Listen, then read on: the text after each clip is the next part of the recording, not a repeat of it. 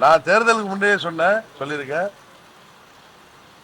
யாரை பார்த்து எங்களுக்கு பயமும் கிடையாது, எங்களுக்கு யார் மேலேயும் பொறாமை கிடையாதுன்னு சொல்லியிருக்கேன். அதே மாதிரி 108 தொகுதியில் அவங்க தாவேக்கா வெற்றி பெற்றிருக்கு. அவர்கள் ஆட்சி அமைப்பதற்கு பகீரத முயற்சிகள்லாம் செய்து எப்படியோ ஆட்சியை அமைச்சிருக்காங்க. அதனால அவங்களுக்கு வாழ்த்துக்களே சொல்லியிருக்க மேடம். வேற மும்மொழி கொள்கையில் கம்பல்சரி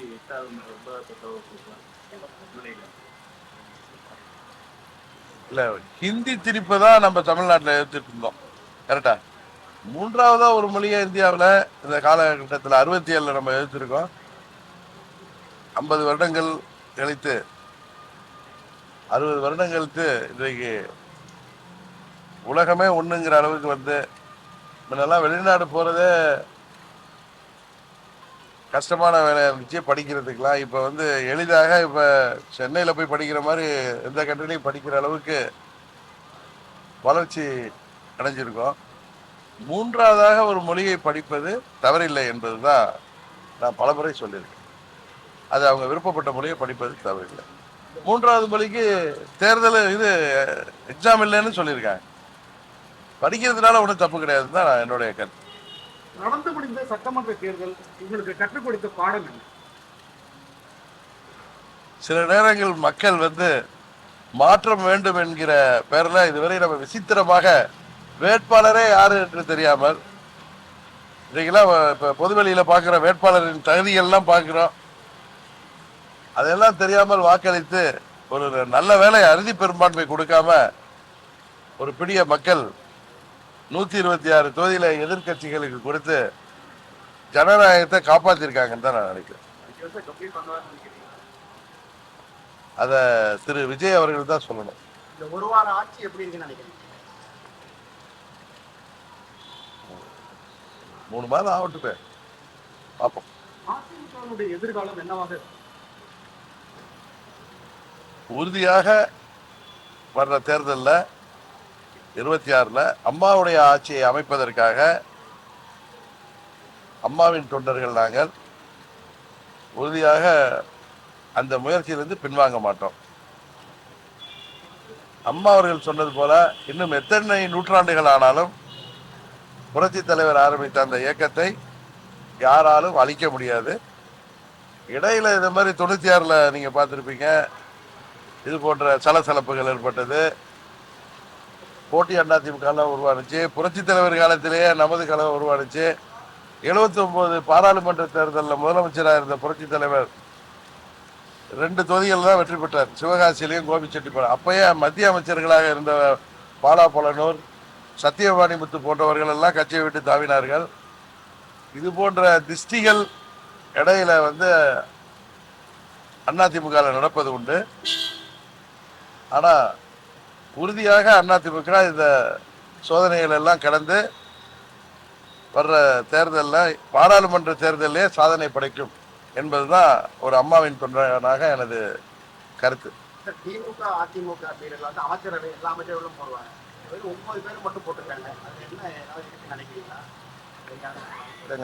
இப்ப இதுவரை முதல் முறையாக தமிழ்நாட்டில் 2006ல் திரு விஜயகாந்த் அவர்கள் வரவால அப்ப திமுக கூட்டணி திமுக அறுதி பெரும்பான்மை பெறல. அப்ப திரு கருணாநிதி அவர்கள் திருமதி சோனியா காந்தி அவர்களோட இருந்த அந்த நல்ல புரிதல்னால ஒரு மைனாரிட்டி கவர்மெண்ட் கொடுத்தாங்க. ஆனா இப்ப விஜய் திமுக கூட்டணிக்கும் அதிமுக கூட்டணிக்கு எதிராக அவர் தனியாக போட்டியிட்டு 108 தொகுதியில தான் வெற்றி பெற்றிருக்கார். அவருக்கு அறுதி பெரும்பான்மை கிடைக்கல என்பது உண்மை. இப்ப காங்கிரஸ் திமுக கூட்டணியிலிருந்து வெளியேறி சென்றது எல்லோராலும் அது வந்து இன்றைக்கு விமர்சனம் செய்யப்படுகிறது. 60 ஆண்டுகள் கழித்து நாங்க அமைச்சர்களாக இருக்கோம்னு சில பேர் புலகங்கள் அடைகிறாங்க. பட் நீங்க எந்த கூட்டணியில இருந்து வெற்றி பெற்றீங்களோ அந்த கூட்டணிக்கு எதிர்த்து நீங்க உங்க வேட்பாளர்கள் 5 பேர் ஜெயிச்சிருக்காங்கல்ல, அவங்க எம்எல்ஏ, அவங்க தாவாய்க்காவே எதிர்த்து தான் வெற்றி பெற்றிருக்காங்க. அதை எப்படி அவர்கள் நியாயப்படுது? மந்திரி ஆகிறதுக்காக இது போன்ற ஒரு கூட்டணியில் இருந்துட்டு ப்ரீபோல் அலையன்ஸ் தேர்தலுக்கு முந்தைய கூட்டணியிலிருந்து வெளியேறி அதை போய் சப்போர்ட் பண்றது அறம் என்கிறார்கள். இன்னும் சொல்றேன், கம்யூனிஸ்ட் திருமாவளவன் அவர்களும் பிசிக தலைவர் திருமாவளவன் அவர்களும் ஏதோ ஒரு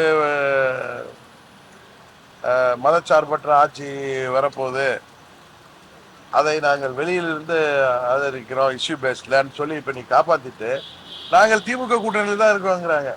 நல்ல வேளை அவங்களும் அந்த அமைச்சர்களை பதவியேற்றா கம்யூனிஸ்டுகள் மானமும் பிசிகவின் மானமும் போயிருக்கும்.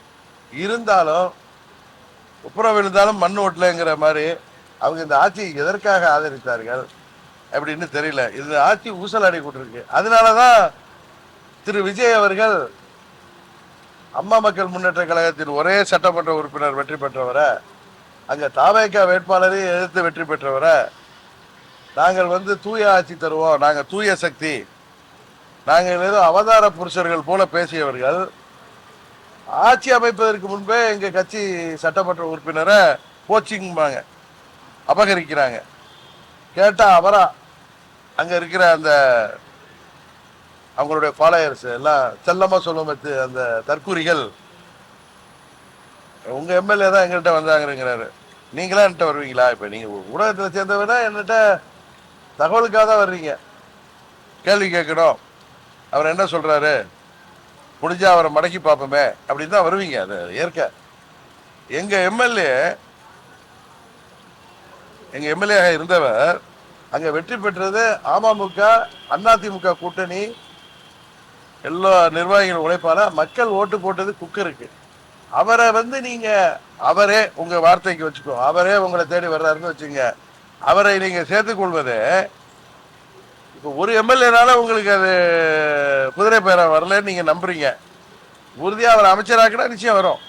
அதுபோல அதிமுகவில இருந்து 25 எம்எல்ஏக்கள் ஆதரவை அதிமுக ஊழல் கட்சி என்று சொன்ன விஜய், இன்னொன்னு பாஜக கூட்டணியில் மற்றும் சில கட்சிகள் என்று சொன்னவர், அதிமுக பேரை கூட சொல்ல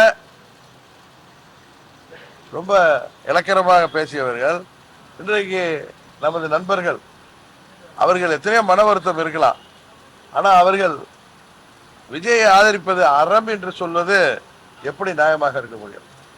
அம்மாவின் ஆட்சி வர வேண்டுங்கிறாங்க, அவங்க போய் நம்ம கட்சியை அழைக்க நினைக்கிற தாவேகா கூட போய் ஆதரிக்கிறது எப்படி நியாயம்? இன்னும் சொல்ல போற, பாஜக கூட்டணியில நாங்க இருக்கோம், தேசிய ஜனநாயக கூட்டணியில தான் போட்டிட்டோம். தேசிய ஜனநாயக கூட்டணியிலிருந்து ஒருவர்கள் வெளியேறிவிட்டோம் என்று சொல்வது எப்படி நியாயம்?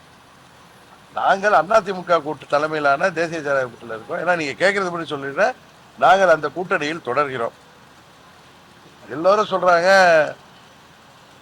எலெக்ஷன் வந்துடக்கூடாது, இன்னொரு எலெக்ஷனை தாங்காது, அதுக்காக நாங்கள் வெளியில ஆதரிக்கிறோம் சொல்றதோ, அவர்களை ஆதரிப்பது மக்கள் அவர்களுக்கு ஆதரவு அளித்திருக்கிறார்கள், அவர்களுக்கு நாங்கள் போய் முட்டு கொடுக்கிறோம் சொல்றதோ, அமைச்சர் பதவிக்காக அங்க போய் சேர்ந்து புலகாங்கீதம் அடைவதோ, இது ஜனநாயகத்துல தர்மத்திற்கு எதிரானது.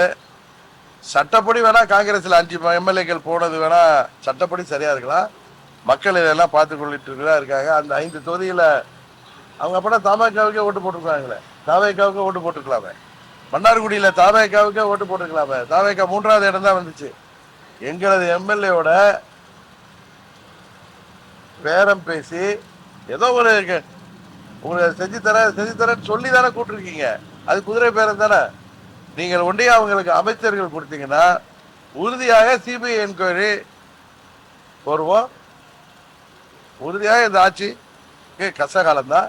இன்னும் சொல்ல போற, இப்ப விடுதலை சிறுத்தைகளோ கம்யூனிஸ்ட் கட்சிகளோ எவ்வளவு நாள் தாங்கி பிடிப்பார்கள்? 6 மாசம் தாங்குவாங்களா? அதனால இந்த ஆட்சியின் ஆயுள் காலம் என்பது ஊசலாடி கொண்டு இருக்கிறது.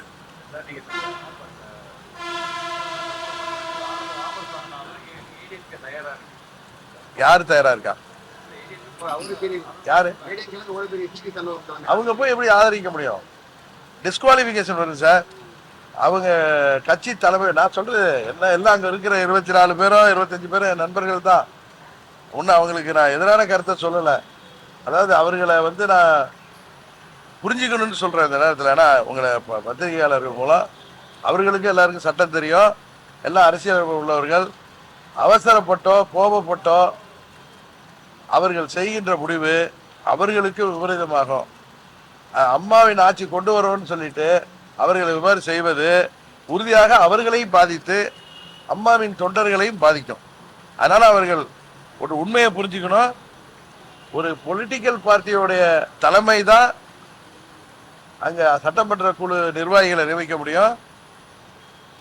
திரு பழனிசாமி அவர்கள் நியமித்திருக்கிற கொறடா தான் நாளைக்கு சட்டமன்றத்தில் ஏற்கனவே பல தீர்ப்புகள் இருக்கு. ரீசெண்டா வந்த மகாராஷ்டிரால வந்த பிரச்சனையில வந்த சுப்ரீம் கோர்ட் தீர்ப்பு இருக்கு. இதை தாண்டி இவங்க எந்த கோர்ட்டுக்கு போக போறாங்க? சபாநாயகர் எவ்வளவு நாள் காலம் தடுத்த முடியும்? இன்னொரு 10 நாள் காலம் தடுத்து வர அதுக்கு ஒரு லிமிட் இருக்கு. அண்ணன் இபிஎஸ் அவர்கள் தரப்புல இருந்து நீதிமன்றம் சென்றா இதெல்லாம் வெட்ட வெளிச்சம் ஆயிடும். அவர்களுக்கு மந்திரி பதவி கொடுக்கப்பட்டால் உறுதியாக உங்களுக்கு சிபுசோரன் வழக்கு போல அது வந்துடும். அதனால இது பெரிய குழப்பத்தை தான் உருவாக்கி இருக்கு. மக்கள் இப்படி ஒரு குழப்பமான தீர்ப்பை தமிழ்நாட்டில் கொடுத்திருக்கிறதுனால இது போல குழப்பங்கள் இருக்குது. வருங்காலத்தினால யாருக்கு அறுதி பெரும்பான்மை கொடுத்தாதான் தமிழ்நாட்டுக்கு நல்லது, தமிழ்நாட்டு வளர்ச்சிக்கு நல்லது. இந்த ஆட்சியில அமைச்சர்களாக ஆகியிருப்பவர்களை பற்றி வருகின்ற தகவல்கள் இன்றைக்கு கூட கால்முறை பார்த்தேன், அது ஃபேஸ்புக்கில் எல்லாம் பார்த்தேன். கல்வித்துறை அமைச்சராக இருந்தவர் ஆகியிருக்கிறவர் மேலே எத்தனையோ குற்றச்சாட்டுகள் வருது. அதுபோல் அவங்க இன்ஸ்டாகிராம்லேயே ஆட்சி நடத்திடலாம்னு நினைக்கிறாங்க. ரீல்லே நடத்த முடியாது, ரியலாக வந்தால் தான் நடத்தும். ரியலை மக்கள் இப்போ ரீலை பார்த்து நம்பி வாக்களித்த மக்கள் ரியலை பார்க்குறப்ப, உண்மையை பார்க்குறப்ப எல்லாத்தையும் புரிந்து கொள்வார்கள். அதனால தான் சொல்கிறேன், அம்மாவின் ஆட்சி அமைப்பதற்கு அம்மாவின் தொண்டர்கள் அனைவரும் ஒன்றாக இருக்க வேண்டும். அப்பொழுதுதான் அம்மாவின் தொண்டர் என்று சொல்வதிலும் அம்மாவின் கட்சியை நாங்கள் ஆட்சியை கொண்டு வரோம் சொல்வதில் உண்மையான இது இருக்க முடியும். மன வருத்தங்கள் இருந்தால் அதை எல்லாரும் தான் பேசிட்டு இருக்கணும். எல்லாம் நல்ல அனுபவஸ்தர்கள். அதனால தான் நான் திரும்ப திரும்ப சொல்றேன், இது தாவேகா அனைத்து இந்திய அண்ணா திராவிட முன்னேற்ற கழகத்தை, அம்மாவின் தொண்டர்களை அழிக்க பார்க்கிறது இயக்கத்தை. அதில் அவங்க பதவிக்காகவோ இல்லை தங்கள் தனிப்பட்ட கோபதாபங்களுக்காகவோ அவர்கள் பக்கம் நியாயம் கூட இருக்கலாம். அவங்க இதை மாதிரி செயல்பாடு நம் கொல்லிக்கட்டை எடுத்து நம் தலையை சொரிந்து கொள்வது போலதான் முடியும். அதனால அங்க உள்ள நண்பர்கள், சகோதரர்கள் தயவு செய்து எண்ணி பார்க்க வேண்டும். தாய் கழகத்துல அதிமுகவோட கட்சி யார் பக்கம் இருக்கிறதோ அங்கதான் தொண்டர்கள் இருப்பார்கள். அதை புரிந்து கொள்ள வேண்டும். நாங்கள் எல்லாம் சரியான அதிமுகவுக்கு தான் அம்மா மக்கள் முன்னேற்ற கழகம் ஆதரவு அளித்து வருகிறது. நாங்கள் தேசிய ஜனநாயக கூட்டணியில பாரதிய ஜனதா கட்சி கூட்டணியில தொடர்கிறோம். உங்க நண்பர்கள் எம்எல்ஏக்களாக இருக்க முடியுங்க, அதிமுக இருக்கிறவங்க உட்கட்சி ஜனநாயக அடிப்படையில இதை அணுகிறாங்களா அல்லது பலகீனமானவர்களா இருக்காங்க? உட்கட்சி ஜனநாயகம்னா இப்ப ஒரு 25 சட்டமன்ற உறுப்பினர்கள் அவங்க கூட ஏதோ மாவட்ட செயலாளர்களாக போயிருக்கவங்க உள்ளுக்குள்ள இருந்து பொதுச் செயலாளர்கிட்ட பேசணும், நியாயம் கேட்கணும். அதற்காக அவங்க ஜனநாயக ரீதியா அவர்கள் போராடலாமே தவிர வெளியில போய் இருந்துட்டு தாவேகாவை ஆதரிப்பது அறம் என்று சொல்லும் பொழுது அதை அம்மாவின் தொண்டர்கள், அதிமுக தொண்டர்கள் யாரும் ஏற்றுக்கொள்ள மாட்டார்கள். தாவேகாவோட போய் கூட்டணி வச்சு அதுல அமைச்சரானாதான் அதிமுக தொண்டர்கள் எல்லாம் மகிழ்ச்சி அடைவாங்க அப்படிங்கலாம் கிடையாது. 10 ஆண்டுகளாக திமுக ஆட்சி பொறுப்புல இல்லாம இருந்த இயக்கம் தான். அதுபோல கடந்த 5 ஆண்டுகளாக அதிமுகவும் ஆட்சி பொறுப்புல இல்லாம இருந்த இயக்கம் தான். தொண்டர்கள் பெயரை சொல்லி, கீழே உள்ள நிர்வாகிகள் பெயரை சொல்லி யாரும் பதவிக்காக தாவேகாவுக்கு ஆதரவளித்தால் வருங்கால அவரை வரலாறு அவர்களை மன்னிக்காது. புரட்சி தலைவர் ஆரம்பித்த இயக்கத்தை, அம்மா அவர்கள் கட்டிக்காத்த இயக்கத்தை இன்றைக்கு தாவேகா தலைவர் விஜய் அழிக்க பார்க்கிறார் என்பதுதான் உண்மை. அதுல யாரும் அதற்கு ஈல்டாயிட வேணாம். நாளைக்கு நீங்களே வருத்தப்படுகிற சூழ்நிலை தான் வரும். ஏன்னா சட்டப்படி திரு இபிஎஸ் அவர்கள் இவர்களெல்லாம் சேர்ந்துதான் பொதுச் செயலாளர் ஆக்கியிருக்காங்க. பொதுச் செயலாளருக்கு தான் எல்லா அதிகாரம் இருக்குங்கிறது தான் உண்மை. இப்ப அமமுகல எல்லா அதிகாரமும் எனக்கு தான் இருக்கு. இப்ப காமராஜை கட்சியை விட்டு நீக்கியிருக்க, அவர் போய் விஜயோட சேர்ந்து அமைச்சர் ஆகட்டும், அவங்க கொடுக்கட்டும், அவர் ஆதரவை ஏற்றுக்கொள்ளட்டும். அப்புறம் அடுத்த கட்டத்தை என்னன்னு பாருங்க. ஒரு எம்எல்ஏனால இவங்களுக்கு டிஸ்குவாலிஃபிகேஷன் தப்பிச்சுக்கலாம். அதை தாண்டி அவர்கள் எவ்வளவு இந்த அரசாங்கம் கஷ்டப்படும் என்பது தெரியும். நீங்க கேட்கறதுபடி இன்னொன்னு சொல்றேன், அண்ணன் செங்கோட்டையன் பையில அம்மா படத்தை வச்சிருக்காரு. ஆனா அம்மாவின் கட்சியை அழிப்பதற்கு அம்மாவின் தொண்டர்களை அந்த பக்கம் எல்லாரோடையும் பேசி தாவேகாவுக்கு ஒரு ஏஜெண்டாக செயல்பட்டு கொண்டிருக்கிறார். அவர் அண்ணன் எடப்பாடி பழனிசாமியை பார்த்து அம்மாவின் ஆத்மா மன்னிக்காது, தண்டனை கொடுக்கிறது சொல்றது 100% தவறு. இவர்தான் தான் கட்சியிலிருந்து நீக்கப்பட்டதும் தாவேகாவுக்கு போய் நின்று அங்க அமைச்சர் அதெல்லாம் வேற. அம்மாவின் படத்தை பயில வைத்துக் கொண்டு தேர்தல் முடிந்ததும் குரோத மனத்தோட வன்மத்தோட அம்மாவின் தொண்டர்களை பேரம் பேசி அவர்களை ஏமாற்றி வர்றாரு. இங்க வாங்க, உங்களுக்கு அது வாங்கி தர, அதில் ஏமாறுறவங்க போறாங்க, வீக்கா உள்ளவங்க போறாங்க. பட் அவர்கள் எல்லாம் ரோட்ல நிக்க போறாங்க. அதுதான் நடக்க போகுது. அண்ணன் செங்கோட்டையன் அம்மாவின் படத்தை பையில வைத்துக் கொள்ளுத்து அனைத்து இந்திய அண்ணா திராவிட முன்னேற்ற கழகத்தையும் அம்மாவின் அமமுகவையும் அழிக்க நினைப்பது அவரது வன்மத்தை காட்டுகிறது. பையில அம்மா படத்தை அவர் வைத்துக் கொண்டு செய்வது அம்மாவின் ஆத்மா அவரை தான் பண்ணிக்க.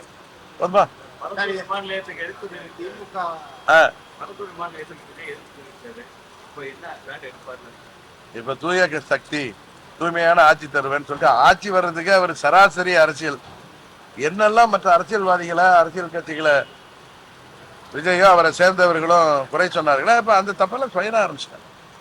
அதனால அவர் என்ன செய்யறாருன்னு பொறுத்திருந்து பார்ப்போம். அதான் அது சொல்லணும்ல. அன்னைக்கு திருமதி விஜயகாந்த் அவர்கள் கேட்ட கேள்விக்கு பதில் சொல்லணும். சட்டமன்றத்தில் எதிர்கட்சியை சேர்ந்தவர்கள் பேசுனாங்கன்னா அதுக்கு அங்கேயே பதில் சொல்லணும். அதை விட்டுட்டு வீட்டில் போய் மறுபடியும் அவர்களை தாக்கி அறிக்கை சொல்றதுங்கிறது இது சினிமா டைலாக் இல்லைங்க, ரியல் லைஃப். ரியலாக வரணும். அதனாலதான் வாக்களித்த மக்கள் எல்லாத்தையும் பார்த்துக்கிட்டு தான் இருக்காங்க. அதனாலதான் சொல்றேன், இதை பார்த்து ஏமாறுவர்கள் உறுதியாக வருத்தப்படுவார். சார் எங்க வெயில் அடிச்சாலும் பிஜேபி அவங்க இதுல இருந்தா ஒரு பக்கம் சப்போர்ட் பண்ணிருப்பாங்களே, எதுவுமே கிடையாது. இது இவங்க எங்க அண்ணன் தம்பிகளுக்குள்ளார சண்டை நடக்குது, அவங்க அதுல தடையிடமே இல்லை. இப்ப நானும் அந்த கூட்டணியில் இருக்கல, எனக்கு தெரியும்ல, எல்லாரோடய பேசித்தானே இருக்கேன். அவங்க மிகவும் வருத்தப்படுகிறார்கள் இது போல சண்டையை பார்த்து.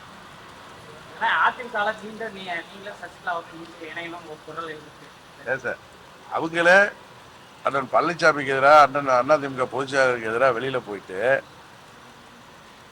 தாவேகாவை ஆதரிக்கிறது அறம்னு சொல்லி கட்சியோடைய விப்புக்கு எதிராக வாக்களித்துட்டு எல்லாரையும் ஒண்ணு சேர்க்கணும், நாங்க எங்களுக்கு பொதுச்செயலாளர் அண்ணன் பழனிசாமி தான் பேசுறது ரொம்ப காமெடியா இருக்கு. இதுல யாரும் மக்களோ தொண்டர்களோ ஏமாற மாட்டாங்க. அவர்கள் தாவேக ஆதரவை விலக்கி கொண்டு கட்சிக்கு பேசினால் அது நியாயம். அது நல்ல முடிவை தான் எடுக்கணும். அவங்க எந்த கட்சியால் அவங்க எல்லாம் ஆளானாங்களோ அந்த கட்சிக்கு எதிராக தான் அவங்க செயல்பட்டு கொண்டு இருக்கிறார்கள் என்பதை தயவு செய்து அவர்கள்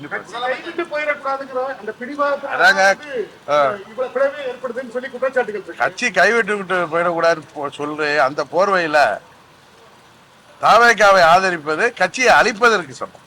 அதுதானே தவிர அது எல்லாருக்கும் தெரியுது. நாங்க யாரும் சின்ன பிள்ளைங்க இல்ல. எடப்பாடி பழனிசாமி தான் எங்க பொதுச் செயலாளர் ஒரு பக்கம் சொல்லிக்கிட்ட, பொதுச் செயலாளர் உடைய கொறடா கொடுக்கிற ஆணைக்கு எதிராக வாக்களிப்பது எப்படி நியாயம்?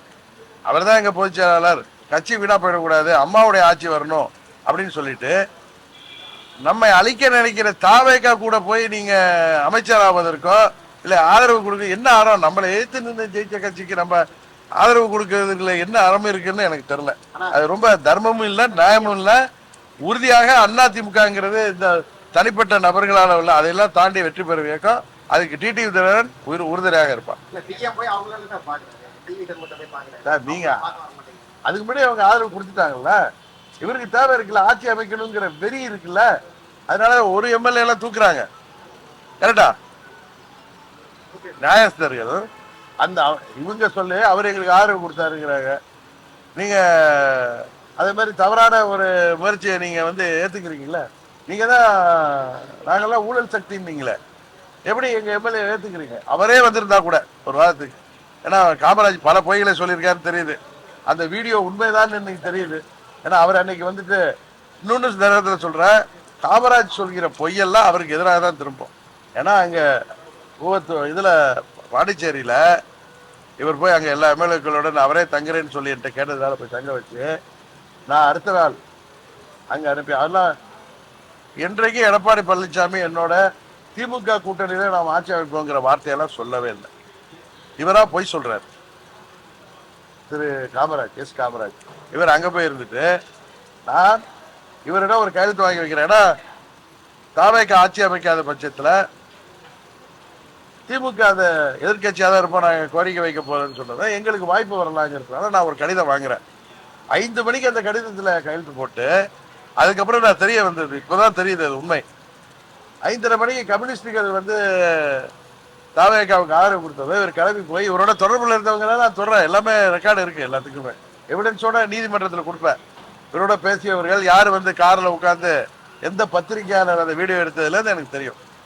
யார் எந்த சட்டமன்ற உறுப்பினர் அதை இவரை கையெழுத்து போட வச்சு அதை கவர்னர் விஜய்க்கு அனுப்பி அவர் விஜய் சட்டமன்றத்தில் கவர்னர்கிட்ட போய் அதில் செராஸ் காப்பி கொடுத்து கவர்னர் மாளிகையிலேருந்து இவருக்கு ஃபோன் பண்ணி கேட்டப்ப இவர் மறுதளித்து பயந்து போய் எனக்கு ஒரு கையெழுத்து போட்டிருக்காரு.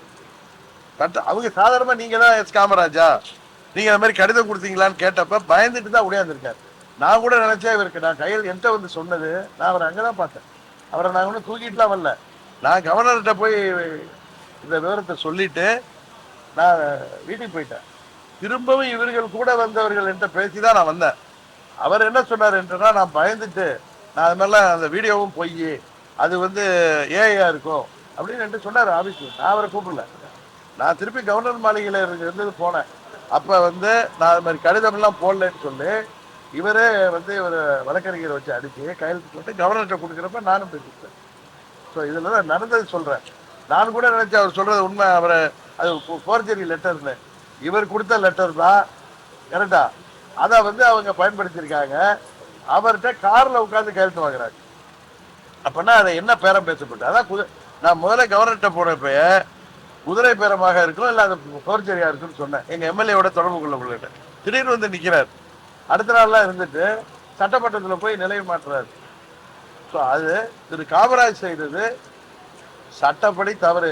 ஆனால் அவர் ஒரு எம்எல்ஏனால நாங்கள் ஆக்ஷன் எடுக்க முடியாதுன்னு நினைக்கிறாரு. அதுக்கான வேலைகளை நாங்கள் சுயரா செய்வோம். அதை தாவேக்கா ஏற்றுக்கொண்டது சட்டப்படி தவறு என்பதையும் அதை நாங்கள் குதிரை பேரம் தான் அதுங்கிறது உறுதியாக நாங்கள் நிரூபிப்போம். குதிரை வேகத்துல போறோம், பேரம் பேசிதான் குதிரையை வாங்கியிருக்கோங்கிறார். புரியுதா நீங்க அதுல அர்த்தம்? குதிரை வேகத்துல போறோம், ஆனா அந்த குதிரை பேரம் பேசி தான் வாங்கப்பட்டது. ஏன்னா அப்படி இருந்தா தாவேக்கால போய் ஒரு கேண்டிடேட் இருப்பாரு. அதான் நான் நீ கேட்டேன், என்ன விஜய் எங்களுக்கு மாமனா மச்சானான்னு கேட்டேன். சரிதான் நான் கேட்டது. வரேன்.